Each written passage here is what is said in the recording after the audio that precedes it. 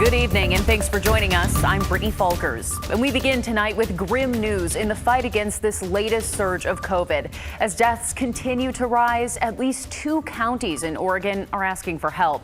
Tillamook and Josephine counties requested refrigerated trucks to hold bodies. Art Edwards has more. A spike in deaths attributed to COVID-19 this month pushed Tillamook County to make a request for a refrigerated truck from the state. 8 deaths this month in the county, more than Tillamook County had in the previous 18 months of the pandemic. Tillamook County Emergency Director Gordon McCraw made the request to the state's Office of Emergency Management. It's horrible to think that we need to get a refrigerator truck for the increase in bodies that are resulting from the COVID. In Tillamook County, bodies go to Wild Funeral Home. They're equipped to handle 9 bodies at any one time. For a couple of weeks, they were at maximum capacity. That's when the owner, Mike Wild, asked the county for the refrigerated truck. Klamath County had one, so they sent it to Tillamook on Friday. They are no longer at capacity, but the refrigerated truck will be ready for use at the beginning of the week. Wild feels he did the right thing. I was concerned that if it had kept going the way it was, that we wouldn't be able to take care of people. And we need to take care of people. So I think it worked out good. I'm glad that they found something that we could use if something ever happened. Tillamook County isn't alone in its request. Josephine County also asked for a refrigerated truck. They got one from Yamhill County. The requests come as the coronavirus Delta variant hits Oregon's unvaccinated population hard. In Tillamook County, the vaccination rate is 70%, either in progress or fully vaccinated. In Josephine County, the vaccination rate is only 53%, according to the Oregon Health Authority's data. On Friday, the Oregon Health Authority reported 20 new deaths. That raised the state's death toll to 3,115 since the start of the pandemic. Most of the COVID-19 patients in Oregon's hospitals and intensive care units are unvaccinated. The state wants to see at least 80% of people vaccinated. In Tillamook County, they want people to take advantage of the available vaccines. I can understand some people that absolutely don't want it for whatever reason, religious, just firm believer that they don't want it. Yep. And that's their right to do so. But for anybody that's been on the fence, the answer is here. Now's the time to get off the fence and go get that shot. Art Edwards, KGW News. About 300 Oregon National Guardsmen have deployed in Portland to help with the growing number of hospitalizations in our region. Most of the Guardsmen are from the 142nd Wing as part of a task force reassurance. That's the National Guard's support to hospitals around the state. Many of these soldiers were helping fight wildfires before deployment. Some Guardsmen say they're happy to do this work. I'm thankful. I'm thankful to the airmen. I'm thankful to the community that both supports us and then accepts us when we come in to help them. It has been hard, but it's shown us that we work together, that we're airmen, we're soldiers, that we come from the communities that we live in, we work in, and we grow up in, and then our desire is to serve and protect those communities, and this is why we get to do it. Today, the Guard's primary goal was to assign soldiers to the hospitals they'll be working in during their deployment. Right now, the COVID crisis in Oregon is leading to the most hospitalizations here since the pandemic began. That's one of the reasons we developed a 30-minute special called Overwhelmed Inside Oregon's ICUs. In it, we take you inside the hospitals around our state to show you how the Delta variant and unvaccinated rural counties are affecting real people and real hospital staff. You can watch it right now. You can find that on the KGW YouTube page. A much anticipated unclassified report from U.S. intelligence agencies fails to pinpoint how COVID originated.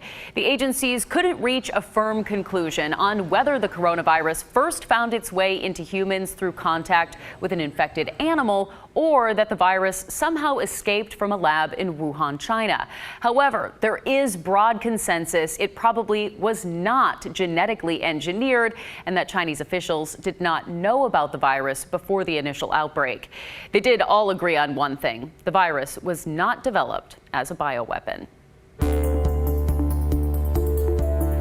Runners hit the coast of Oregon today, wrapping up the return of the annual Hood to Coast relay race. The Pacific Northwest tradition pushed on despite the pandemic. There were critics that they flooded Facebook with comments, some calling it a super spreader event, others saying it should have been canceled. Regardless of the outcry, the race went on with many COVID precautions. Among the changes, the finish line. Just feet away, they set up a free vaccine clinic. Organizers teamed up with Albertsons Safeway to offer shots to anyone who wanted them. We had the chance to talk to a runner who was diagnosed with Hodgkin's lymphoma earlier this year. He was thrilled to get his booster shot. I was actually really concerned. I wanted to get my booster beforehand, before the race, to just feel a little bit safer, and I wasn't able to do that. Dan Floyd is the COO of Hood to Coast. He applauded the participants and volunteers who were COVID conscious and wore masks at the start, exchanges, and finish. After nearly a month, Portland police say they've arrested the suspect in a deadly shooting on a TriMet bus. Police say they caught Wayne Thompson just before 4 this afternoon. He was wanted in connection to the shooting death of Adrian Richardson on August 8th. Thompson was booked on a warrant for second-degree murder and felon in possession of a firearm.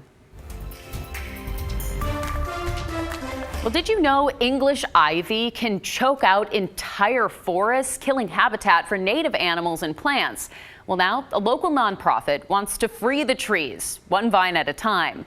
Earth on the Edge is the project started by Monty Harris. At the beginning of the pandemic, he wanted to get out and help the environment by removing vines from about 1,000 trees.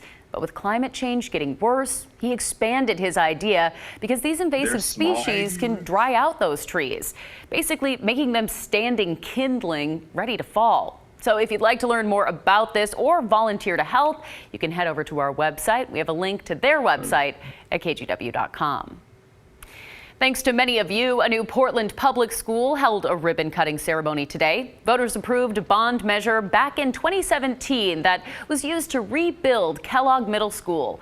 The fully modernized, comprehensive neighborhood and Spanish dual language immersion school will open for the first time this Wednesday. School leaders say it will be a modern, safe, and healthy learning environment, and it'll include band rooms, science labs, and technology upgrades. Parents are pleased with the changes. I think the minute you walk through these doors, everything feels so fresh and modern. The colors are wonderful. There are all kinds of open spaces where kids can just get together in small groups to work on projects. It really has a different feel. Under the approved enrollment boundaries, Kellogg will welcome students from the Arletta, Marysville, Creston, and Lentz neighborhoods. Some students from Bridgers will also feed into this new school.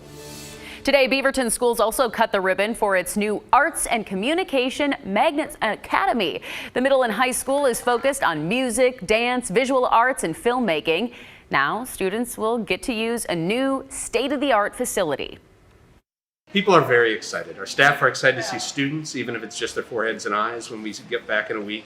And to see the students walk into a building that is this revelation to them has been a joy. Later this week, Beaverton will also open Turnwater Idol School. That takes place on Thursday.